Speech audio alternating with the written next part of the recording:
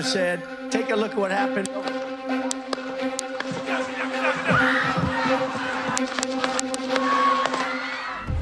Este giro de cabeza repentino para apuntar a un gráfico le habría salvado la vida a Donald Trump el pasado 13 de junio. Ese día, el mundo estuvo a escasos 2 centímetros de volver a hablar de un magnicidio en Estados Unidos. En el ojo del huracán quedó el servicio secreto, un cuerpo cuya tarea principal es evitar precisamente una amenaza de este tipo. Pero esta no es la historia de lo que salió mal ese día, sino de lo que ha salido siempre mal con esta agencia. Posesión de drogas, alcoholismo, solicitud de servicios sexuales, pedofilia, pérdida de armas, robo, destrucción de evidencia y negligencia son solo algunos de los escándalos contemporáneos, pero no siempre fue así.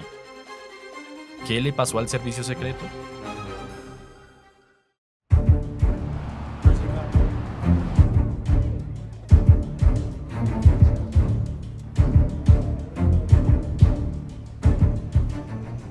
Proteger al presidente, así como a expresidentes, mandatarios del extranjero y líderes de alto rango no siempre fue la tarea principal del servicio secreto. Fundada en 1865, esta agencia tenía como misión detectar fraudes y falsificaciones de moneda, un problema que se generalizó tras la Guerra Civil. En 1901, tras el asesinato del presidente William McKinley, el Congreso decidió sumarle otra tarea a la agencia, la protección del presidente de los Estados Unidos y la investigación de las amenazas en su contra. Así, el servicio secreto evolucionó hasta convertirse en el primer cuerpo de inteligencia y contrainteligencia del país. Unos años después, nacería el FBI, el cual tomó varias de las responsabilidades que tenía el servicio secreto. Los primeros años de la agencia con su nueva misión fueron positivos. En 1909, durante la visita del presidente William Taft a México, la primera de un jefe de Estado al vecino del sur, el servicio secreto recibió elogios por frustrar un intento de asesinato contra el mandatario. Pasaron varias décadas de trabajo impecable para la agencia. Incluso en 1934, el entonces jefe de la agencia, William Herman Moran, dijo en la revista Time que estaba orgulloso de que sus agentes no hubieran tenido un solo escándalo desde su creación. 2 décadas después, el presidente Dwight Eisenhower los llamó soldados en uniforme.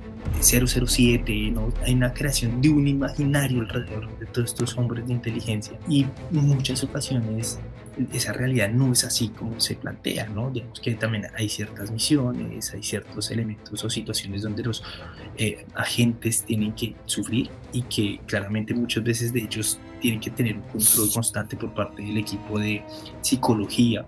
En 1950, los agentes del servicio secreto también se interpusieron en un plan para asesinar al presidente Harry Truman, lo que terminó con el primer y único miembro de la agencia asesinado mientras protegía al presidente.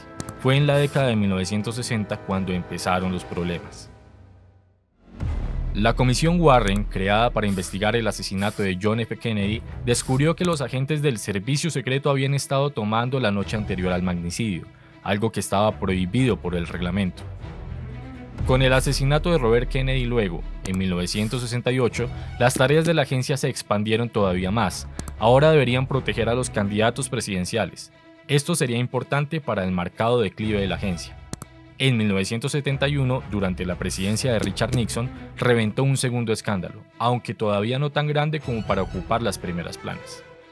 Nixon habría usado agentes del servicio secreto para organizar una controvertida transacción inmobiliaria en Florida, donde había establecido una segunda Casa Blanca. Fue una venta de una casa que suscitó críticas por posibles conflictos de interés. En 1981, el agente Tim McCarthy recibió una bala en el pecho durante un intento de asesinato contra el presidente Ronald Reagan. Años más tarde, en 1997, un agente que custodiaba al entonces expresidente Reagan fue condenado por violar a una menor de edad, posesión de drogas y resistirse a un arresto.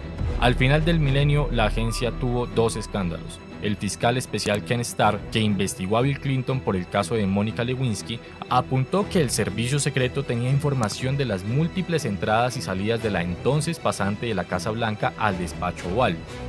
En 1999, por otro lado, un agente que protegía a la primera dama, Hillary Clinton, olvidó su arma en un bar de un hotel en Chicago y esta fue robada por un delincuente con un largo historial de arrestos.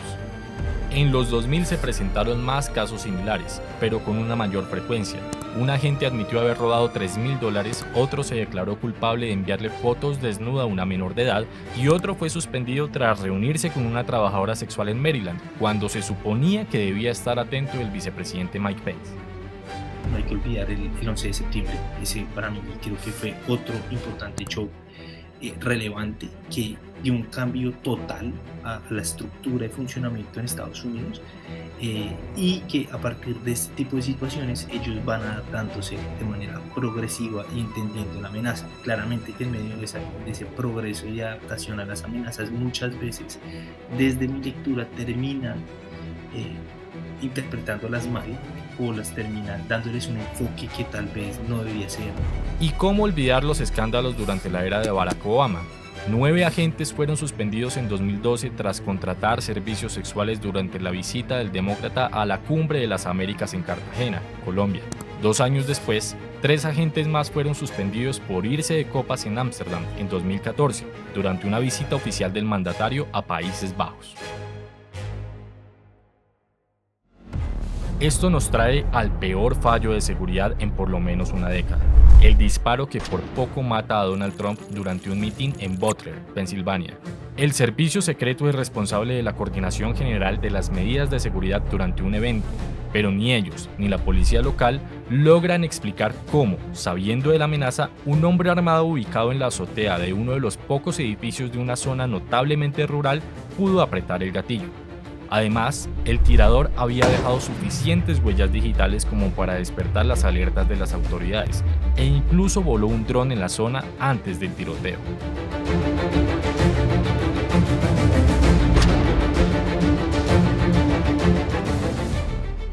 Según las investigaciones preliminares del Comité Judicial de la Cámara de Representantes, el servicio secreto no dispuso los recursos adecuados para ese día porque no tenían suficiente personal. Al tiempo, había 2 eventos de gran magnitud, un acto de campaña demócrata en Pittsburgh por Jill Biden y la cumbre de la OTAN celebrada días antes en Washington. Sin embargo, eso no explica cómo 2 equipos especializados de contrafrancotiradores no reaccionaron antes a las detonaciones. ¿Cómo fue entonces que una agencia que tuvo un trabajo impecable pasó a ser lo que es hoy en día? Hay 3 razones para el declive.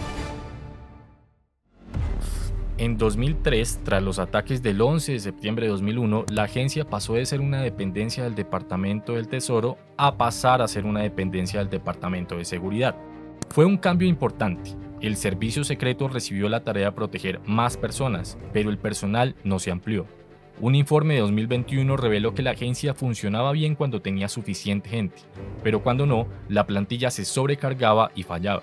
Además, había personal menos calificado. La segunda cuestión tiene que ver con la falta de transparencia. La periodista Carol Leoning escribió todo un libro en el que expone los problemas de la agencia, en los que además destaca que, al pertenecer al Departamento de Seguridad, un cuerpo con una excesiva burocracia y más de 250.000 empleados, el escrutinio sobre el servicio secreto se ha ido perdiendo. Debería de apartarse, para que pueda poder actuar de manera independiente, de acuerdo a unas necesidades propias, pero sí creo que como esta agencia y otras pueden tener, sí necesitan ciertos tipos de control, porque también sabemos que tenemos experiencias que una libertad tan amplia de acción a los servicios secretos o hasta servicios de inteligencia pueden llegar también a cometer abusos, pueden debilitar también las instituciones democráticas de un país. Por último, tenemos la politización, que también contribuye a la falta de transparencia. En 2021, en el escándalo más grave hasta ahora, el expresidente Donald Trump les ordenó a los agentes del servicio secreto que borraran los mensajes de texto de los días previos al asalto al Capitolio. Para devolverle la dignidad a la agencia, historiadores, expertos y analistas coinciden en que hay que corregir estos 3 componentes. Un comienzo fue la renuncia de la directora Kimberly Sherrill, quien reconoció su error. Ahora al Congreso le compete revisar los problemas de fondo. The Secret Service's solemn mission is to protect our nation's leaders. On July 13th, we failed. As a director of the United States Secret Service, I take full responsibility for any security lapse of our agency.